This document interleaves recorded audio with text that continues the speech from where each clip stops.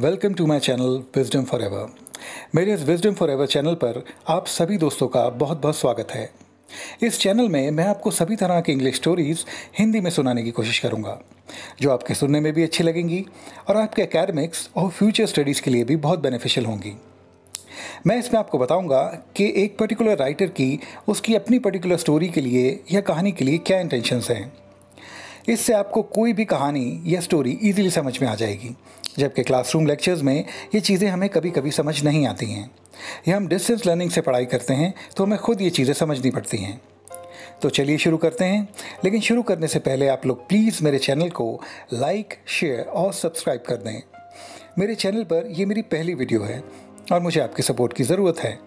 और please share करना ना भूलें ताकि आपके फ्रेंड्स, आपके रिलेटिव्स और आपके फैमिली मेम्बर्स भी इससे फ़ायदा उठाएं। फ्रेंड्स, मैं आपको आज डैनियल डेफोए की लिखी प्रसिद्ध कहानी रॉबिन्सन क्रूसो सुनाने जा रहा हूँ। रॉबिन्सन क्रूसो पेशे से एक नाविक थे जिनको समुद्री यात्राएं करना बहुत पसंद था, पर एक समुद्री यात्रा में वह एक वीरान द्वीप पर फंस गए। उनके साथ वहाँ क्या क्या घटित हुआ ये मैं आपको इस कहानी में बताऊँगा। लेकिन इससे पहले फ्रेंड्स, मैं आपको बताना चाहूँगा डैनियल डेफोए के बारे में, जिनका जन्म 1660 में इंग्लैंड के शहर लंदन में हुआ। वो एक लेखक और पत्रकार थे। रॉबिन्सन क्रूसो उनकी प्रसिद्ध नॉवेल्स में से हैं, जो कि 1719 में प्रकाशित हुई थी, आज से करीब 301 साल पहले। इस नॉवेल के प्रकाशक थे William Taylor. Friends, Crusoe England के शहर किंगस्टन से अगस्त 1651 में एक समुद्री यात्रा पर निकले थे। उनके माता पिता इन यात्राओं के सख्त खिलाफ थे और उन्हें वह एक वकील बनाना चाहते थे। एक बार एक भयानक समुद्री यात्रा में उनका जहाज़ पूरी तरह डूब गया और वो मुश्किल से जिंदा बच पाए। इतनी मुश्किल एवं कठिनाइयों के बावजूद भी उन्होंने कभी समुद्री यात्राएं करना नहीं छोड़ा। एक समुद्री यात्रा के दौरान वो समुद्री डाकुओं के द्वारा बंदी बनाए गए और करीब 2 साल तक वे उनके बंदी रहे। फिर उन्होंने वहाँ से निकल जाने की सोची और वे इसमें सफल रहे। इसके बाद भी वे रुके नहीं और फिर एक समुद्री यात्रा पर निकले, पर वे इस बार व्यापार के लिए अफ्रीका की ओर जाने लगे। बीच यात्रा में उनका जहाज़ तूफान में फंसकर डूब गया और वे एक सुनसान टापू पर आ गए। ये टापू वेनेजुएला और ट्रिनिडैड के पास था। वे 30 सितंबर 1659 में इस टापू पर पहुंचे। वहां पर उन्होंने बहुत सारी पेंगुइन्स और बहुत सारी सील्स को देखा। और फ्रेंड्स, उनके पास उनको कंपनी देने के लिए थे उस डूबे हुए जहाज के कप्तान का कुत्ता और उनकी 2 बिल्लियां। खैर, इससे पहले वो जहाज 2 टुकड़ों में बंटकर पानी में डूबता, क्रूसो ने अपनी ज़रूरत का सारा सामान टूटे जहाज से उठा लिया, जैसे बंदूकें, तलवारें, उपकरण और अन्य सामान। उन्होंने पहाड़ों में एक गुफा देखी और उसको अपना घर बनाने का फैसला किया और लकड़ी के भारी भरकम खंभों से उसे चारों ओर से बांध लिया, जिससे वह टापू के अन्य तरह के खतरों से अपने आप को बचाएं, जैसे कि जंगली जानवर और अन्य नरभक्षी जो उस टापू पर अक्सर आते थे। उन्होंने एक लकड़ी का क्रॉस भी बनाया, जिसमें वह अपने दिन, हफ्ते एवं महीनों का हिसाब रख सकें और इसके लिए वह उस पर निशान लगाते रहते थे। क्रूसो काफ़ी बुद्धिमान व्यक्तित्व के स्वामी थे। उन्होंने उन उपकरणों से जो उनको जहाज़ से मिले थे, उनसे अन्य उपकरण बना डाले, जिससे उन्होंने शिकार किया, चावल, गेहूं, बाजरा आदि उगाया।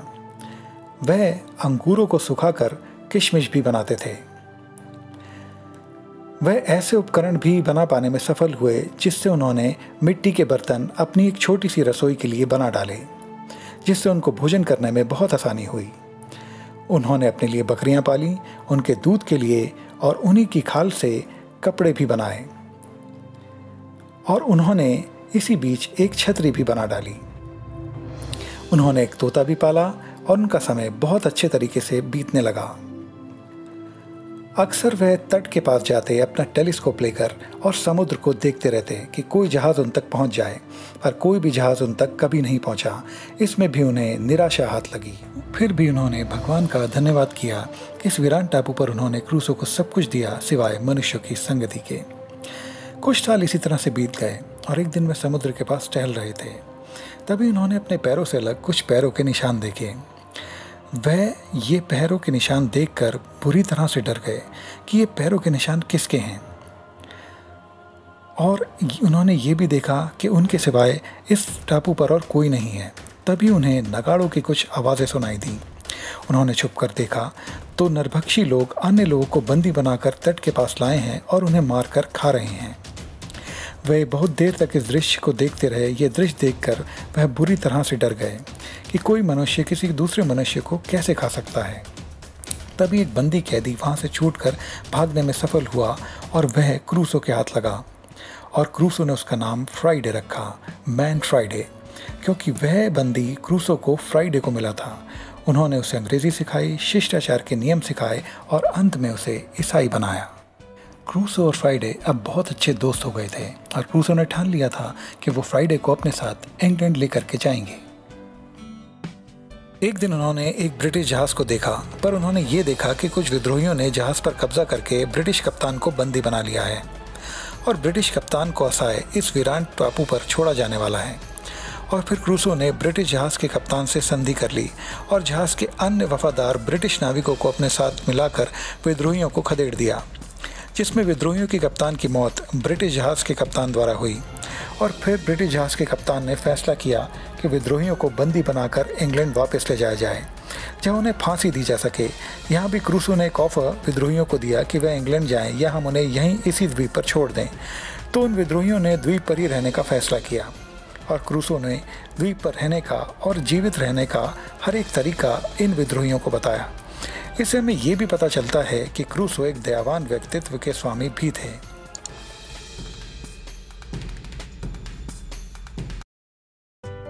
फ्रेंड्स, रॉबिन्सन क्रूसो ने यह द्वीप मैन फ्राइडे के साथ 19 दिसंबर 1686 को हमेशा के लिए छोड़ दिया। फ्रेंड्स, क्रूसो ने इस द्वीप पर 28 साल बिताए, 28 ईयर्स, और अपने वतन इंग्लैंड पहुंचे 11 जून 1687 में। उनके परिवार ने सोचा कि वो जीवित नहीं हैं और उनके पिता ने अपनी वसीयत में कुछ भी उनके लिए नहीं छोड़ा। क्रूसो ने लिस्बन से ब्राज़ील तक यात्रा की अपने स्टेट में जो ब्राज़ील में था, जिससे उनको बहुत दौलत मिली। उन्होंने इस दौलत को ज़मीनी रास्ते इंग्लैंड में भेजा। उन्होंने एक आखिरी यात्रा भी करी जो कि पारनीस पर्वतों में थी। इसमें उन्होंने भयानक जंगली भेड़ियों का सामना किया और फ्रेंड्स, इस यात्रा में उनके साथ फ्राइडे भी था। ये एक बेहतरीन दोस्ती का उदाहरण भी है कि फ्राइडे उनके साथ अंत तक बना रहा। फ्रेंड्स, इस स्टोरी का मोरल ये है कि किसी भी कठिनाई में आप अपना संयम कायम रखें, क्योंकि जब उन्होंने अकेले रहकर एक सुनसान द्वीप पर 28 साल का समय बिताया तो ये लॉकडाउन का समय बहुत ही थोड़ा है। इसलिए संयम रखें और भगवान पर विश्वास रखें। तो इसी बात पर फ्रेंड्स, मिलते हैं अपने नेक्स्ट वीडियो में। तब तक के लिए बाय बाय।